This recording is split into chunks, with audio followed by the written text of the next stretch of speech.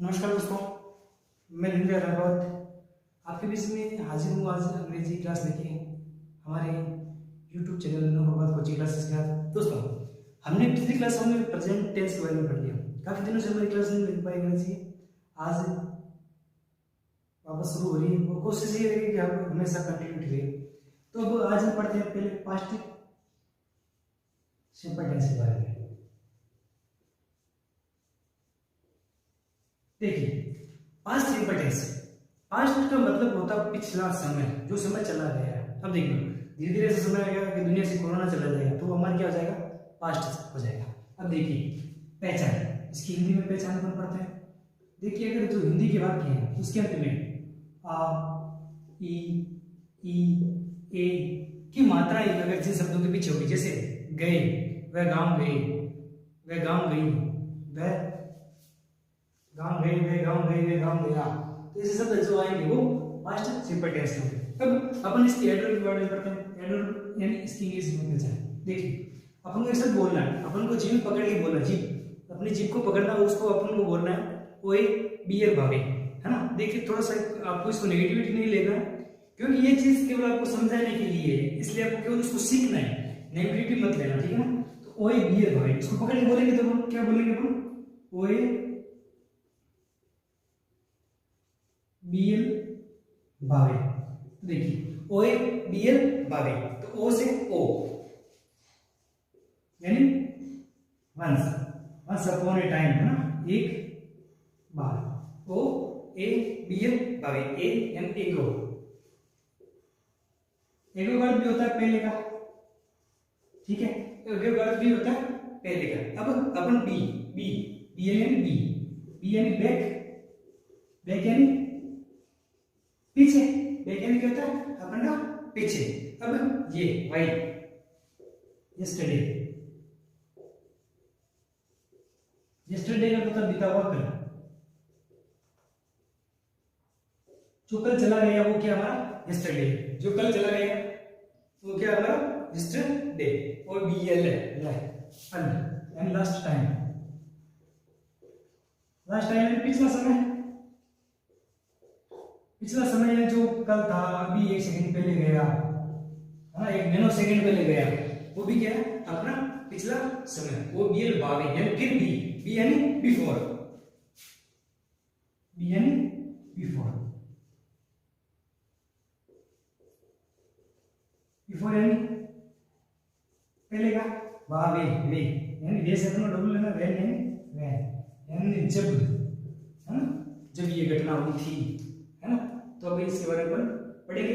अब देखिए, अब अपन इसकी हेल्पिंग वर्ब, मेन वर्ब के बारे में पढ़ेंगे। देखिए, आशा करता हूँ कि आपने ये सब चीजें लिखी होगी। एक बार फिर समझ लीजिए थोड़ा सा इसको, एक बार देखिए। ओ ए बी बाई, ओ यानी वंस यानी एक बार, ए यानी एक पहले, बी यानी बैक पीछे, वाई यस्टरडे बीता हुआ कल, लास्ट टाइम यानी पिछला समय, बी बिफोर यानी पहले, व्हेन डब्ल्यू यानी व्हेन यानी जब, जो पिछले जब ये घटना हुई थी, ऐसे सब चीज इसमें आ जाएगा। अब अपन पढ़ते हैं इसके हेल्पिंग वर्ब के बारे में।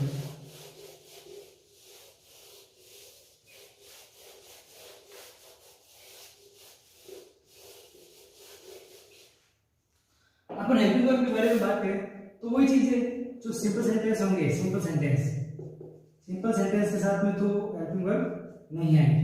बाकी सभी में क्या आएगी इसकी हेल्पिंग वर्ब, डीड आएगी। क्या आएगी, सभी करता है, एक वचन करता हो चाहे बहुवचन करता, सब में क्या आएगी, डीड। लेकिन एक भी ध्यान रखना, मेन वर्ब के अंदर जो सिंपल सेंटेंस होंगे उसके अंदर वर्ब की सेकंड फॉर्म आएगी और बाकी में कौन सी आएगी, वर्ब की फर्स्ट फॉर्म आएगी। ध्यान रखना, इस चीज को आपको ध्यान में रखना है अनिवार्य रूप से।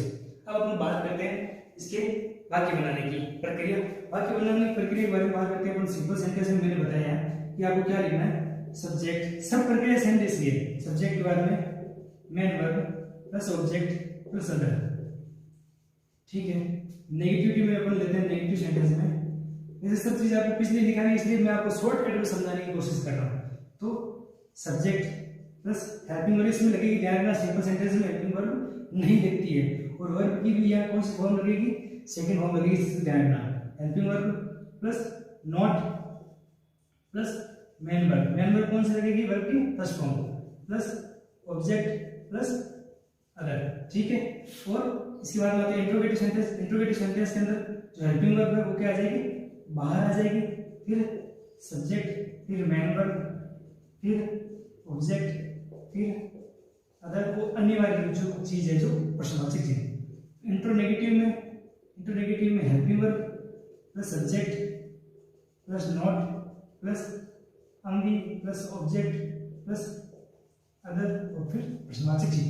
तो इस प्रकार ये चारों वाक्य बनेंगे। अब मैं इनके एग्जाम्पल समझाता हूं ताकि आपको आसानी से समझ में आ जाए। देखिए एग्जाम्पल देखिए इनके, आपको थोड़ा सा आराम से पढ़ना है। देखिए क्योंकि ये सब चीजें मैं पहले क्लास में बता चुका हूं, इसलिए मैं आपको शॉर्टकट में समझा रहा हूं। मैं अपने वाक्य बनाने की प्रक्रिया हर टेंस में सेम, 12 के 12 टेंस पढ़े उसमें सेम लगेगी, केवल कुछ एक दो टेंस है उसमें थोड़ा सा बदलाव है कुछ एक सेंटेंस में। बाकी समझने के लिए बहुत इजी तरीका है, समझिए, इसको याद करिए, पढ़िए। अब देखिए अपन वाक्य बना के बताते हैं और फिर आगे की टेंस वापस। मैं अब आपको एग्जाम्पल लेके समझाता हूँ। देखिए राम कल गाँव गया, राम कल गाँव गया। देखिए इसको सिंपल एग्जाम्पल बताता हूँ। राम, आपको पता है मैंने बताया था कि सिंपल सेंटेंस के साथ में कोई भी सहायक क्रिया नहीं लगेगी और वर्ब की सेकंड फॉर्म लगेगी। तो गांव गया, गया, वो went, Ram went to village yesterday. अब इसका नेगेटिव बनाना अपन को, तो इसके साथ में नेगेटिव में हेल्पिंग वर्ब लगेगी। तो राम डिड नॉट, वर्ब की first form, go to village yesterday. अब इसको इंट्रोगेटिव बनाना है, तो did Ram go to village yesterday, प्रश्नवाचक चिन्ह अनिवार्य रूप से। इंट्रोगेटिव बनाना है, तो did Ram not go to village yesterday. इस प्रकार इसके ऊपर वाक्य बना सकते हैं। अब देखिए एक में इंग्लिश हेल्पिंग, इंग्लिश एडवर्ब से लेके आपको एग्जाम्पल बताता हूँ कि उसका सोल्यूशन अपन को कैसे करना है। वैसे मैं आपको बता चुका हूँ और फिर भी बता देता हूँ, देखिए ताकि आपको समझने में थोड़ा इजी हो जाए। मेरी ये कोशिश रहती है कि ज़्यादा से ज़्यादा आपको अच्छी तरह समझा सकूँ ताकि आपके लिए समझने में टेंस मुश्किल ना हो। अगर जिस बच्चे को टेंस आ गया तो समझ लो उसकी अंग्रेजी नैया पार हो गई। देखिए अपन एक एडवर्ब का सवाल लेते हैं।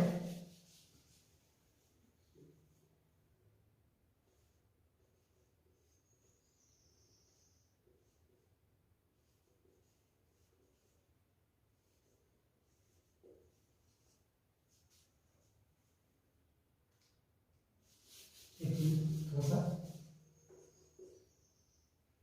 आई नॉट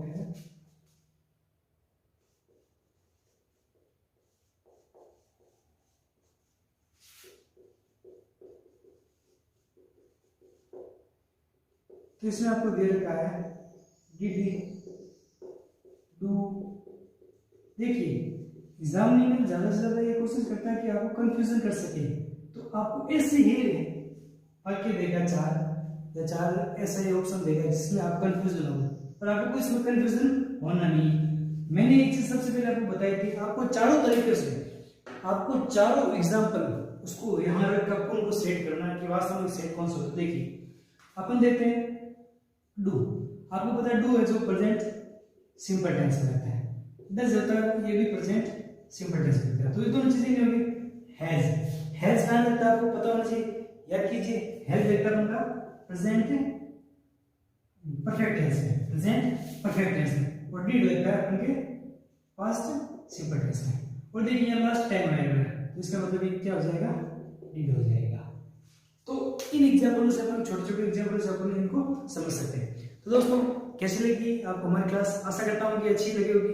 प्लीज लाइक कीजिए, सब्सक्राइब कीजिए, ज्यादा से ज्यादा शेयर कीजिए। धन्यवाद। जय हिंद, वंदे मातरम, जय हिंद।